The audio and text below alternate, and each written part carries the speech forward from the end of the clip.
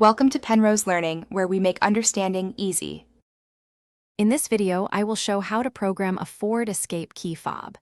Begin by closing all doors and placing the key in the ignition, then cycle the key to the on position without starting the engine. Watch the dashboard lights and door locks for a confirmation chime. Follow each step calmly, and if programming fails, try the sequence again from the start while keeping doors closed. Once you are ready, enter programming mode by cycling the ignition off and on the required number of times as your escape needs. Pay attention to the door locks and chime, which signal the system is ready to accept a new fob.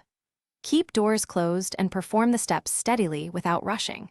If you do not hear confirmation, pause and repeat the sequence from the beginning to ensure the vehicle recognizes the command. With the vehicle in programming mode, press any button on the new fob to pair it with the escape. The locks should cycle, or a chime should sound to confirm that the fob is programmed successfully. If you have more fobs, press a button on each one within the allowed window. After programming all fobs, turn the ignition to off and test each remote from a short distance to verify lock and unlock functions work reliably. Thanks for watching. If this was helpful, leave a like and consider subscribing. See you next time.